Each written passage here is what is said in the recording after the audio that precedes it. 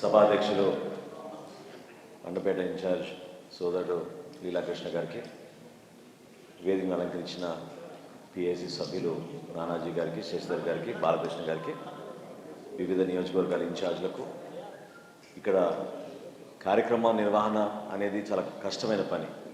అది రాష్ట్ర వ్యాప్తంగా పవన్ కళ్యాణ్ గారి కార్యక్రమం అయినా, పార్టీ కార్యక్రమం అయినా చాలా చక్కగా ఒక బాధ్యతతోటి నిర్వహిస్తున్న కేకే గారికి, అదేవిధంగా జిల్లా కమిటీలో ఉన్న ప్రతి ఒక్కరికి, సభ్యులుగా రాష్ట్ర కమిటీలో ఉన్న వివిధ హోదాలో ఉన్న సభ్యులు, మన మధ్య లేకపోయినా కూడా జిల్లా అధ్యక్షులు దుర్గేష్ గారు నిరంతరం ఆయన చేస్తున్న కృషిని ఈ సందర్భంగా గుర్తు చేసుకుంటూ, ఇక్కడ విచ్చేసిన జన సైనికులకు, వీర మహిళలకు పేరు పేరున ముందుగా పార్టీ అధ్యక్షులు పవన్ కళ్యాణ్ గారి తరఫున, పార్టీ తరఫున మీకు మనస్ఫూర్తిగా నమస్కారాలు.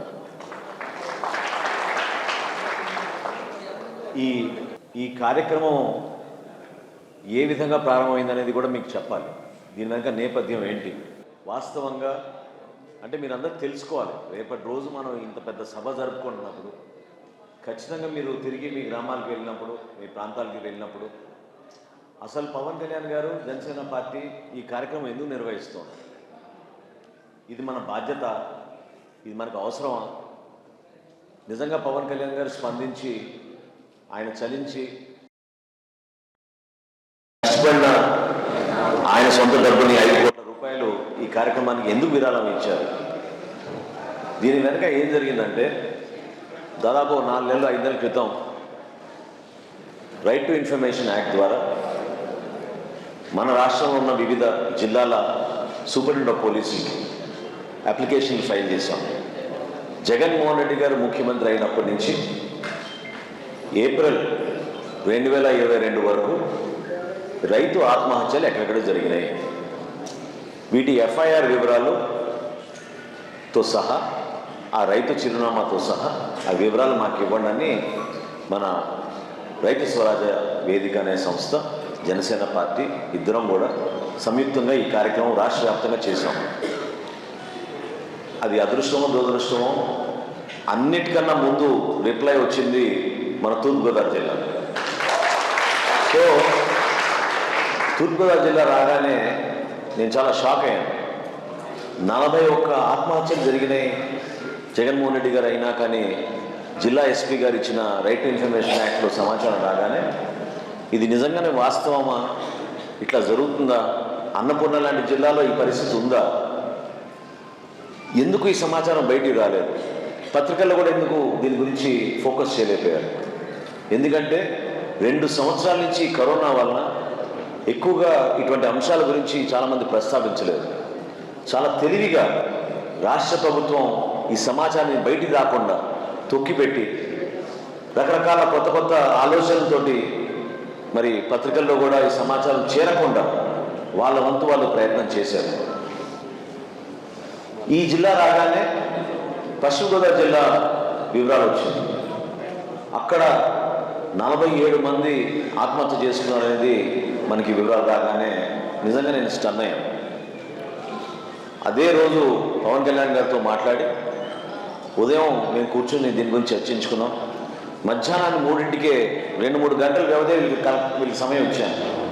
ఫస్ట్ అసలు ఈ కుటుంబాల దగ్గరికి వెళ్ళి మనం చెక్ చేసుకుందాం ఇది వాస్తవం కాదు, మనందరం కలిసి వెళ్దామని చెప్పి హడావుడిగా అదే రోజు రాజమండ్రిలో నేను ప్లేన్లో దిగి మండపేటకే వచ్చాం. దారిలోనే మండపేటలో మేము ఎవరైతే కుటుంబాన్ని కలవాలో పాపం చాలా దురదృష్టమైన పరిస్థితుల్లో వాళ్ళకి అదే రోజు యాక్సిడెంట్ జరిగి ఆ కుటుంబం పాపం, ఆ తల్లి 2 బిడ్డలు, వాళ్ళని తీసుకుని ఆ అమ్మాయి పాపం కాకినాడ మన రాజమండ్రి హాస్పిటల్లో ఉందంటే నేరుగా మేము ఎయిర్పోర్ట్ నుంచి హాస్పిటల్కి వెళ్ళి వాళ్ళని పరామర్శించి అసలు ఎందుకు ఆత్మహత్య జరిగింది, కారణాలు ఏంటి, దీని వెనక ఎందుకు మీకు ఎవరు కూడా స్పందించలేదు, భరోసా ఎందుకు కల్పించలేపారు ప్రభుత్వం నుంచి అని కొంతవరకు సమాచారం తీసుకున్నాం. దాని తర్వాత ఇంకొక 2 కుటుంబాల దగ్గరికి వెళ్ళినాక మాకు అర్థమైంది ఇది కేవలం ప్రభుత్వ వైఫల్యం. ఒక సందర్భంలో అయితే వాళ్ళని మభ్యపెట్టి ఆత్మహత్యగా కింద మీరు చూపిస్తే మీకు డబ్బులు రావు, వైఎస్ఆర్ బీమా పథకం కింద మీకు 2 లక్షలు ఇప్పిస్తాం అని ఒక బలహీన వర్గాలకు సంబంధించిన పాపం పేద కుటుంబం, నిరుపేద కుటుంబం ఆ గ్రామంలో వాళ్ళ పరిస్థితి చూసి చాలా బాధ అనిపించింది. వాళ్ళని మోసం చేసి కనీసం ఎఫ్ఐఆర్ కూడా నమోదు చేయకుండా ఆ కుటుంబాన్ని తప్పుదారి తీసుకెళ్లారు వాళ్ళు. ఇటువంటి సమాచారం మా దగ్గర ఉన్నప్పుడు అసలు రాష్ట్ర వ్యాప్తంగా ఏం జరిగింది, ఎందుకు ఈ సమాచారం బయట రాలేదు అని కొంచెం ఫోన్లు బంద్ చేయండి అందరూ, దయచేసి కొద్దిసేపు సైలెంట్లో పెట్టండి. అటువంటి పరిస్థితులు మన దృష్టికి వచ్చినప్పుడు రాష్ట్ర వ్యాప్తంగా మనం ప్రతి జిల్లా నుంచి క్రోడీకరించుకుంటుంటే అన్నిటికన్నా అత్యధికంగా ఆత్మహత్యలు జరిగింది కర్నూలు జిల్లాలో. మీకు ఫిగర్ చెప్తే మీరు ఆశ్చర్యపోతారు. 382 మంది కౌలు రైతులు ఆత్మహత్య చేసుకున్నారు కర్నూలు జిల్లాలో జగన్మోహన్ రెడ్డి గారు ముఖ్యమంత్రి అయిన తర్వాత. ఇటువంటి దుస్థితి మన ఆంధ్రప్రదేశ్లో ఉందని ఎవరు కూడా ఊహించలేదు. ఈరోజు భారతదేశంలో 2వ స్థానంలో నిలిచింది మన ఆంధ్రప్రదేశ్ ఆత్మహత్యలు. ఎంతో అభివృద్ధి చెందిన రాష్ట్రం, లక్షల కోట్ల అప్పులు తీసుకొస్తున్నాడు, బటన్ నొక్కుతాడు, చప్పట్లు కొడతాడు, వెళ్ళిపోయి 1000 కోట్ల రూపాయలు 1,00,000 కోట్ల రూపాయలు అంటాడు. మొన్న కూడా ప్లీనరీలో మీరు చూశారు ఏ విధంగా అబద్ధాలు ఆడి అసత్యాలు చెప్పారు మీ అందరికీ. 1,27,000 కోట్ల రూపాయలు రైతాంగానికి అందించాడంట.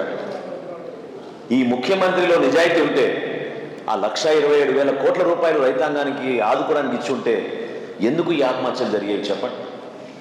ఎందుకు ఈ ప్రాంతంలో రైతులు క్రాప్ హాలిడే డిక్లేర్ చేస్తారు చెప్పండి? ఎందుకు ఈ ప్రాంతంలో కనీస మద్దతు ధర లేకపోవడం వలన రైతులు పాపం అల్లాడారు 2-3 సంవత్సరాల నుంచి మీరు చెప్పండి.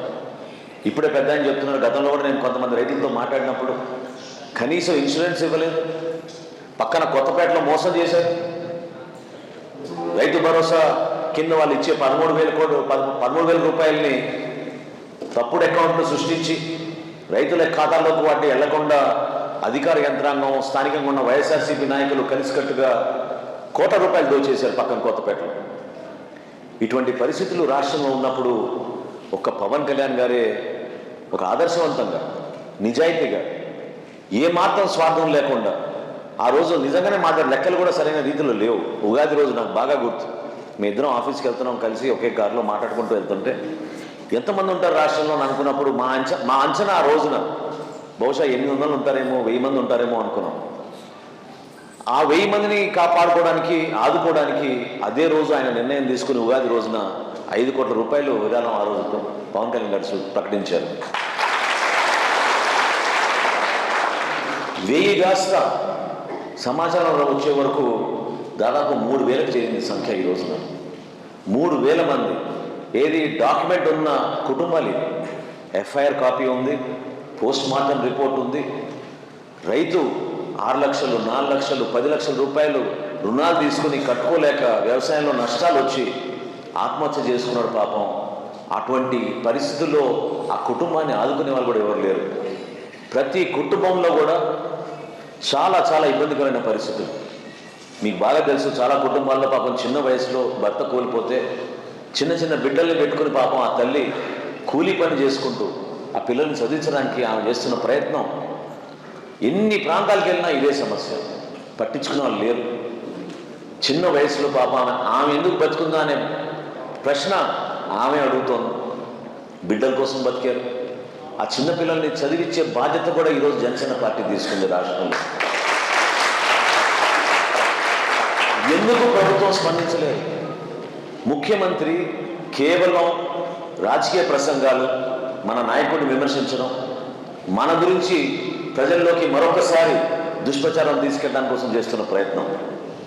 అనంతపూర్లో మొట్టమొదటిసారి మేము ఎక్కువ మందికి, అనంతపూర్లో కూడా దాదాపు 230 ఆత్మహత్యలు జరిగినాయి. ఒకేసారి ఎక్కువ మందికి ఇవ్వలేం. అసలు తెలుసుకుందాం మనం వాస్తవం ఏంటంటే మేమే ఆశ్చర్యపోయాం. జగన్మోహన్ రెడ్డి గారి సొంత అమ్మమ్మ ఊర్లో ఆ రోజు మనం ఇచ్చిన 32 చెక్కుల్లో జగన్మోహన్ రెడ్డి గారి సొంత అమ్మమ్మ వాళ్ళ ఊర్లో జరిగిన ఆత్మహత్యలో మనం ఒక చెక్ ఇచ్చాం, 1,00,000 రూపాయలు. రాష్ట్ర ప్రభుత్వం ఏం చేస్తోంది మీ అందరికీ తెలుసు. పవన్ కళ్యాణ్ గారి పర్యటన ఉంది, రైతు భరోసా యాత్ర మండపేటలో ఉందని తెలియగానే తూర్పుగోదావరి జిల్లాలో మొత్తం యంత్రాంగం అంతా కదిలొచ్చింది. ఇంటింటికి వెళ్తున్నారు, గ్రామానికి వెళ్తున్నారు, ఎక్కడ ఆత్మహత్యలు జరిగినాయి తెలుసుకుంటున్నారు. వాళ్ళందరినీ మభ్యపెట్టడానికి కోసం 1,00,000 రూపాయలు మీ అకౌంట్లో ఇమీడియట్గా పడిపోతున్నాయి, ఆ ఆ సభ గురించి మీరు పట్టించుకోబాకండి అని చెప్తున్నారు. ₹1,00,000 ఏంటి మూర్ఖులు ఇల్లు? 7 లక్షలు ఇవ్వాలి కదా వీళ్ళు.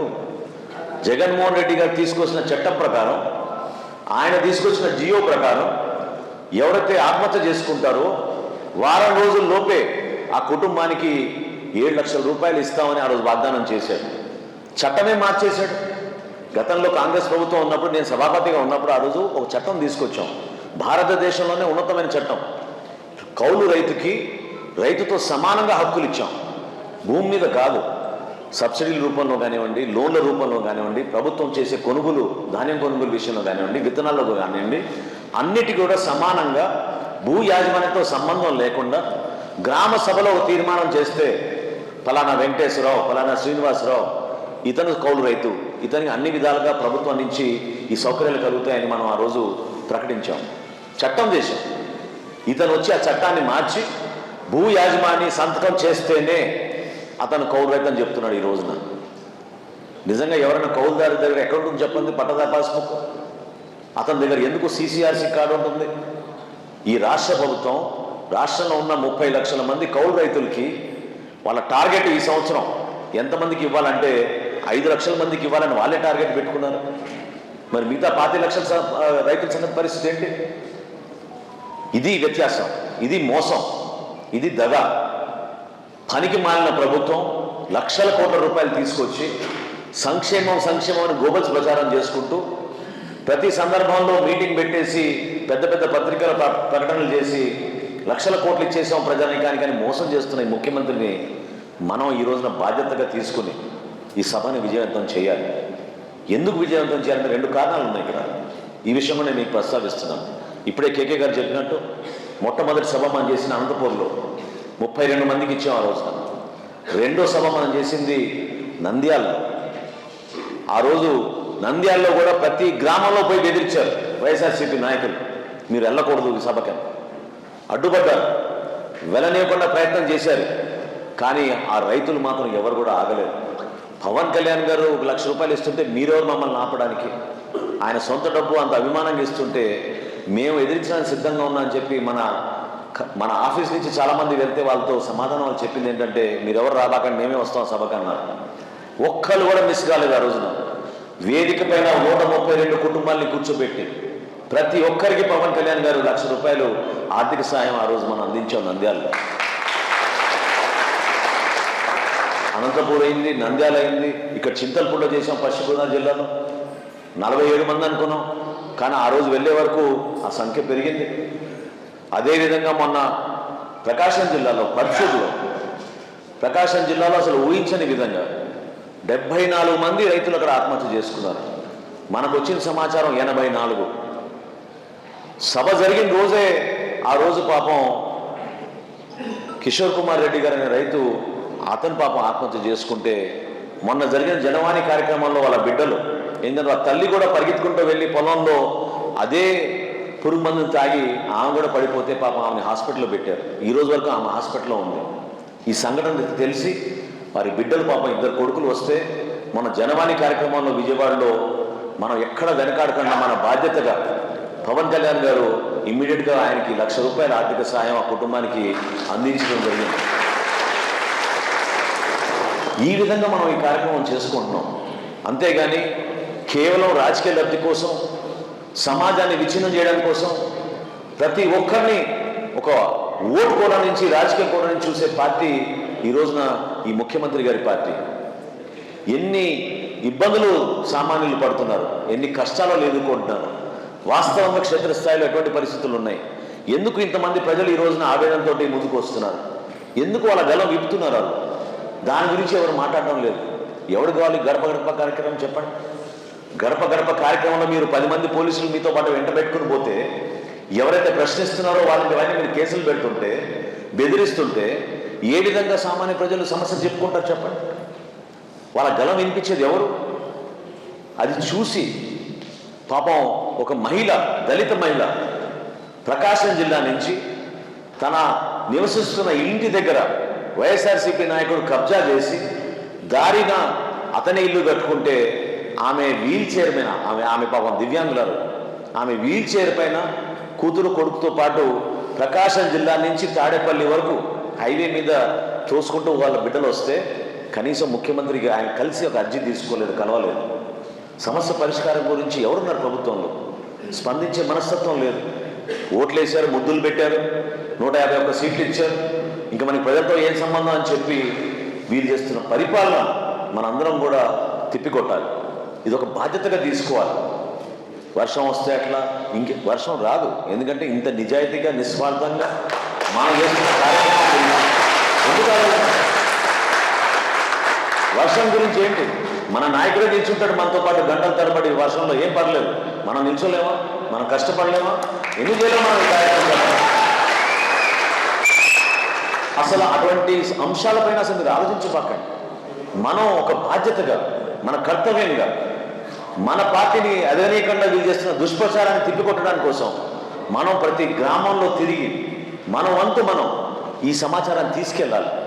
ఎందుకు మీరు రావాలి ఈ సభకి? ఈ సభ రావడం ద్వారా మహిళలకు ఎట్లా ఉపయోగపడుతుంది, రైతాంగానికి మనం ఏ విధంగా భరోసా ఇవ్వగలుగుతాం.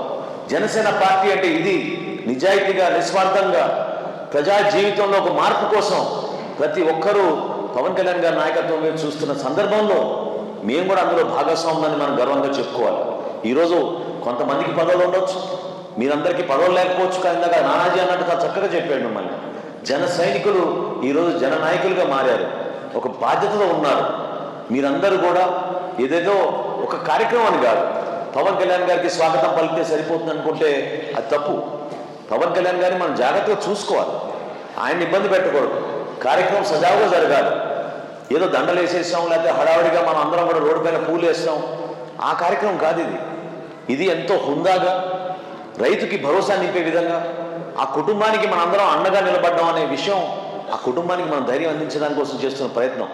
ఎందుకంటే వేదిక పైన కూడా కేకే గారు మీకు ఇందాక సరిగ్గా చెప్పలేదు, కానీ వేదిక పైన మనం ప్రధానంగా మనం ఎవరికి ఎక్కడ ఎక్కువ స్థానం కల్పిస్తానో ఉంటే ఆ రైతు కుటుంబంలో ఉన్న వ్యక్తులు ఎవరైతే వస్తారో, ప్రతి కుటుంబం నుంచి 3-4 వస్తారు, వారికి మనం ప్రధానమైన స్థానం కల్పిస్తాం. నాయకత్వం కోసం కాదు, మన నాయకులు మన అందరం కలిసికట్టుగా ఈ కార్యక్రమాన్ని సక్సెస్ చేద్దాం.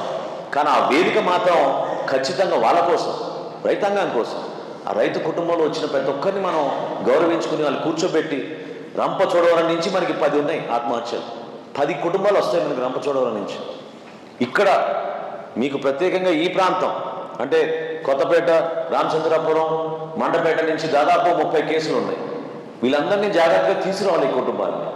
ఆ విధంగా దాదాపు 60 కుటుంబాల పైన మనం ఆ రోజు పవన్ కళ్యాణ్ గారు స్వయంగా ₹1,00,000 వాళ్ళకి ఆర్థిక సాయం అందించి ఒక భరోసా నింపే విధంగా మనం ఈ కార్యక్రమాలు చేసుకుంటున్నాం.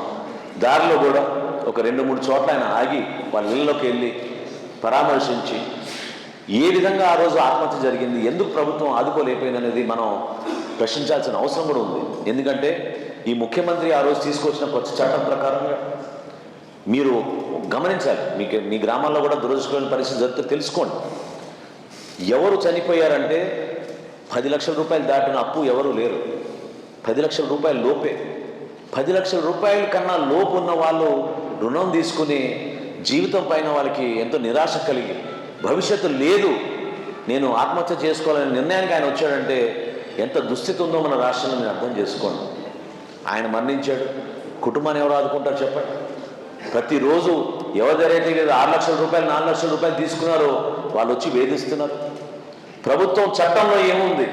స్థానిక సర్కిల్ ఇన్స్పెక్టర్ పోలీస్, స్థానిక ఆర్డీఓ, రెవెన్యూ ఇన్స్పెక్టర్, వ్యవసాయ అధికారి వీళ్ళు వాళ్ళ ఇంటికి వెళ్ళి పరామర్శించి ఎవరిదైతే వీళ్ళు అప్పు తీసుకున్నారో వాళ్ళు పిలిపించి 1 టైం సెటిల్మెంట్ కింద ఆ వచ్చిన 7 లక్షల రూపాయల్లో 3 లక్షలు 4 లక్షలు ఇచ్చి ఆ కుటుంబాన్ని జాగ్రత్తగా భరోసా నింపే విధంగా వీళ్ళు ప్రవర్తించాలి.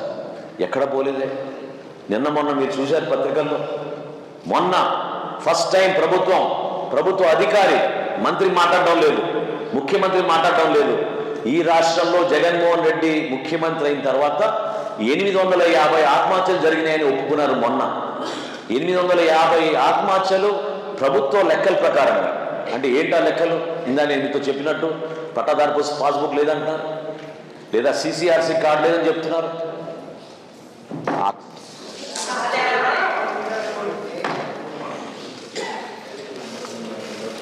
అంజల్ అనుకుంటా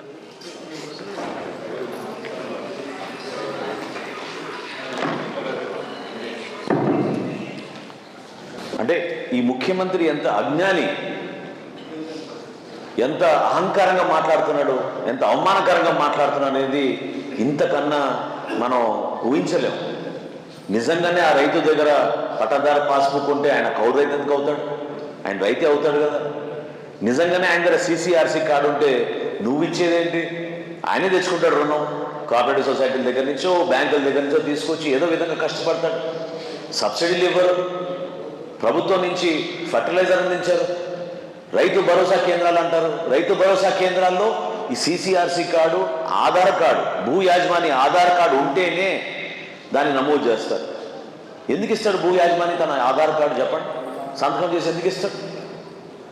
ఎవరు ఇవ్వరు.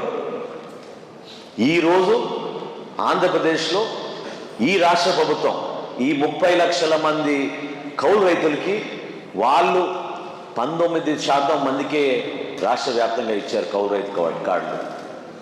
ఇంత దారుణమైన పరిస్థితులు ఉన్నప్పుడు మనం ఈ సభని మన సొంతంగా ఒక బాధ్యతగా ఖచ్చితంగా రాష్ట్రం ఎదురు చూస్తుంది. నేను ఇది కూడా చెప్తున్నాను, ఇందా కారులో మాట్లాడుకున్నాం నేను, నానాజీ గారు, బాలకృష్ణ గారు వస్తున్నప్పుడు. ప్రకాశం జిల్లా పరుచూరులోనే జనసేన పార్టీ ఎక్కడా లేదు, ఇక్కడ అంత బలమైన నాయకత్వం లేదనే భావన ఉన్నప్పుడే, అంత గొప్ప సభ జరిగినప్పుడు తూర్పుగోదావరి జిల్లాలో మండపేట ఎట జరగాలి చెప్పండి? ఆదర్శవంతంగా ప్రజలు ఎదురు చూసే విధంగా, ప్రజలు ఆశ్చర్య కలిగించే విధంగా రైతు ఆక్రోశం, రైతు ఆవేదన, జనసేన పార్టీ నిజాయితీ, మన కార్యకర్తల నిజాయితీ ఏంటో మనం చూపిద్దాం. దానికి మనం కంకణం కట్టుకుందాం. ప్రతి ఒక్కరం 2 రోజులే మనకి మిగిలిన్నాయి, రేపు ఎల్లుండి ఏదో విధంగా మనం కష్టపడి కొంతవరకు మన సమయం మనం కేటాయించి మన గ్రామాల్లో మనం, మన నియోజకవర్గాల్లో మనం, మన పట్టణాల్లో మనం ఒక బాధ్యత తీసుకుని ఈ కార్యక్రమాన్ని విజయవంతం చేయడానికి మీరు కృషి చేయండి. మహిళల కోసం ప్రత్యేకంగా ఒక సీటింగ్ ఏర్పాటు చేశాం. దాదాపు 5,000 మహిళల కోసం ప్రత్యేకంగా సీటింగ్ ఏర్పాటు చేశారు. దయచేసి సహకరించండి. ఆ ప్రాంతంలో మీరు ఎవరు రాబాకండి. అదేవిధంగా ఒక డీ జోన్ ఏర్పాటు చేశాం. ముఖ్య నాయకులు ఎవరైతే ఉన్నారో, మండలాధ్యక్షులు కానివ్వండి, మండల స్థాయి నాయకులు, జిల్లా స్థాయి నాయకులు, వాళ్ళకి సీటింగ్ కెపాసిటీ కొంచెం పెంచడానికి కోసం ప్రయత్నం చేస్తున్నాం. కొంతవరకు ఆ సభాస్థలం వర్షానికి కొంచెం నష్టం జరిగింది కాబట్టి మరొకసారి రేపు పరిశీలించి ఎంతమందిని మనం అకామిడేట్ చేయగలిగితే అంతమందిని మనం అకామిడేట్ చేసి ప్రతి ఒక్కరికి మీలో గౌరవం నింపే విధంగా, మీరు కూడా గర్వపడే విధంగా సభ అంటే ఈ విధంగా జరగాలి, ఇంత చక్కగా ఏర్పాట్లు చేశారు అనిపించుకునే విధంగా ప్రతి ఒక్కరూ మనం కష్టపడతాం. ఎందుకంటే చాలా దూర ప్రాంతాల నుంచి ఎంతోమంది పాపం వస్తారు, వాళ్ళకు కూడా ఎన్నో కష్టాలు ఎదుర్కొన్న వాళ్ళు వస్తారు, సొంత డబ్బు పెట్టుకుని వస్తారు. మన జన సైనికులు, మన వీర మహిళలు, ఎంతోమంది రైతులు కూడా వస్తారు ఈ సభకి.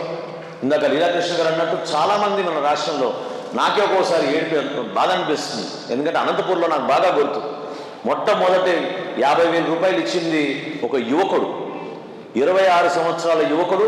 తను కూడా సొంతంగా కౌలు రైతు. అతను రాయలసీమ మన కడప జిల్లా నుంచి ప్రయాణం చేసుకుని వచ్చి హోటల్ రూమ్కి వచ్చి నా దగ్గర, సార్ నేను 50,000 రూపాయలు ఇస్తున్నాను ఈ కార్యక్రమానికి, ఎందుకంటే నేను కూడా కౌలు రైతు అని చెప్పాను.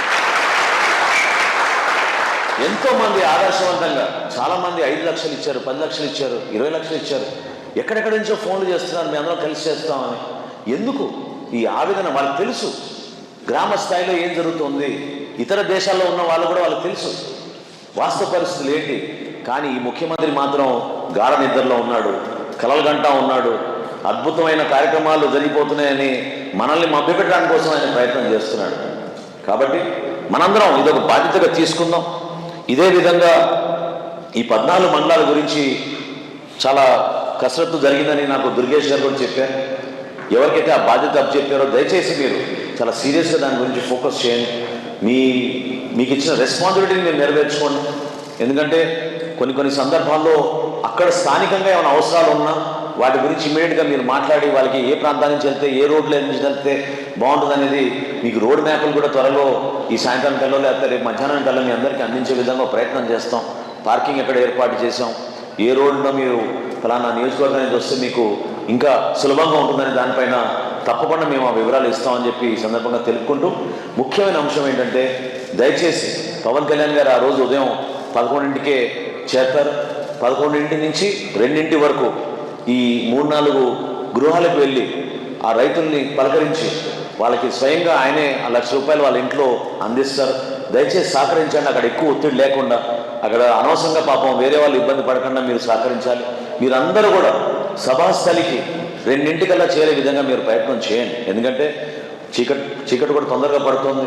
మనం కార్యక్రమాన్ని ఎట్టి పరిస్థితుల్లో చీకటి పడే లోపే మనం పూర్తి చేసుకుందాం. అన్ని విధాలుగా ఏర్పాట్లు చేసాం. పెద్ద పెద్ద LED స్క్రీన్లు కూడా ఏర్పాటు చేసాం. మీరు కొంచెం దూరంగా ఉన్నా కూడా మీకు చాలా క్లియర్గా సభ ఏ విధంగా జరుగుతుందో మీకు అర్థమవుతుంది. నాయకత్వం కూడా ఆ రోజు ఉపన్యాసాలు పెద్దగా ఉండవు. నేను కొద్దిసేపు మాట్లాడతాను, పవన్ కళ్యాణ్ గారు మాట్లాడతారు, స్థానికంగా లీలా గారు మాట్లాడతారు. దాని తర్వాత ఈ రైతులకి చెక్ ఇచ్చే కార్యక్రమమే దాదాపు 1 గంట సేపు కొనసాగుతుంది. ఈ పరిణామాన్ని మీరు బేస్ చేసుకుని ప్రతి ఒక్కరు కూడా నేను కోరేది ఏంటంటే, ఇంకొక కార్యక్రమం కూడా మనకి ఒకటి కాదు, మనం 3 కార్యక్రమాలు చేయబోతున్నాం. రేపు ఉదయం మీ అందరికీ తెలుసు, గుడ్ మార్నింగ్ సీఎం సార్ అని మనం మొదలు పెడుతున్నాం. ఎందుకంటే ఊహించని విధంగా సెప్టెంబర్ 2, 3, 4 తారీఖుల్లో రాష్ట్రంలో ఉన్న దుస్థితి, ఈ రోడ్ల పరిస్థితి గురించి ప్రశ్నించే కేసులు పెడుతున్నారు, ఇబ్బంది పెడుతున్నారని భయపడిన పరిస్థితుల్లో జనసేన పార్టీ ఆ రోజు మన పవన్ కళ్యాణ్ గారు చక్కటి వేదిక ఏర్పాటు చేశారు. సోషల్ మీడియా ద్వారా మనం వాస్తవ పరిస్థితి ఏంటో మన ఫోటో తీసి అప్లోడ్ చేసి చూపిద్దామని. అది ఎంత పెద్ద ప్రోగ్రాం అయిందంటే భారతదేశంలోనే ఎంతోమంది చూసి ఆశ్చర్యపోయారు. ఒక రాజకీయ పార్టీ ఈ విధంగా చేయగలుగుతుందా, ఇంత చైతన్యవంతంగా ప్రజల్లోకి ఇటువంటి కార్యక్రమాలు తీసుకెళ్ళగలుగుతుందా అని నిజంగా చాలామంది ఆశ్చర్యపోయారు. 1,70,00,000 మంది పాల్గొన్నారు ఆ రోజున. ఆ 3 రోజులు ఈ కార్యక్రమాల్లో ఉన్నత స్థాయికి తీసుకెళ్ళాం. అందరూ కూడా ఊహించని విధంగా ఈ కార్యక్రమాల్లో పాల్గొన్నారు. కానీ ప్రభుత్వం ఏం చేసింది, ఇమ్మీడియట్గా ప్రెస్ కాన్ఫరెన్స్లు పెట్టింది. ఇంకో 2-3 సార్లు మనం తిట్టారు. మీరు గతంలో ఎందుకు పని చేయలేదు, ఇప్పుడు ఎందుకు పని చేస్తున్నారని మన్ని ప్రశ్నిస్తారు. కానీ వాళ్ళ బాధ్యత ఏంటో వాళ్ళు చెప్పరు. 27,000 కోట్ల రూపాయలు ఈ 3 సంవత్సరాల్లో రహదారుల పైన ఖర్చు పెడుతున్నామని చెప్పి శాసనసభలో ఈ ముఖ్యమంత్రి ప్రకటించాడు. నిన్నగాక మొన్న 6,000 కోట్ల రూపాయల రుణాలు తీసుకొచ్చారు, రోడ్ల పైన మేము ఖర్చు పెడతామని. 2,100 కోట్ల రూపాయలతోటి టెండర్ కాంట్రాక్టర్లు పిలిచి జూలై 10వ తారీఖు కల్లా రోడ్లన్నీ పూర్తి చేస్తామని స్వయంగా వైఎస్ జగన్మోహన్ రెడ్డి గారు ఆంధ్రప్రదేశ్ ముఖ్యమంత్రి ప్రకటించారు. జూలై 10వ తారీఖు కల్లా రోడ్లన్నీ పూర్తయిపోతాయంట. జూలై 15వ తారీఖు కల్లా రాష్ట్ర వ్యాప్తంగా అధికారులందరూ కూడా ఫోటోలు పెడతారంట సోషల్ మీడియాలో మనందరికీ చూసుకోవడానికి. ఎందుకంటే మనం అంట దుష్ప్రచారం చేస్తున్నాం అంట వీళ్ళ కార్యక్రమాల గురించి. ఇంతకన్నా హాస్యాస్పదం ఏం లేదు. ఇది నిజంగానే ఈ సంవత్సరంలో అతిపెద్ద జోక్ ఇదే, చాలా పెద్ద జోక్ ఇది. నేను మొన్న అన్నాను, ప్లీనరీ ఎట్లా ఉందని ఎవరు అడిగితే ప్లీనరీ సర్కస్ కంపెనీ లాగా ఉందని చెప్పారు. ఎందుకంటే ఏ మాత్రం చిత్తశుద్ధి లేదు, ప్రజానికం కోసం ఆలోచించే వ్యక్తి కాదు, స్పందించే మనస్తత్వం కూడా కాదు. నిజంగా జగన్మోహన్ రెడ్డి గారు సొంత డబ్బులు 5 కోట్ల రూపాయలు ఎప్పుడైనా ఇస్తాడంటే ప్రజలకి చెప్పండి. సిమెంట్ కంపెనీలు పెట్టుకున్నారు, లక్షల కోట్ల ఆస్తులు ఉన్నాయి మీకు.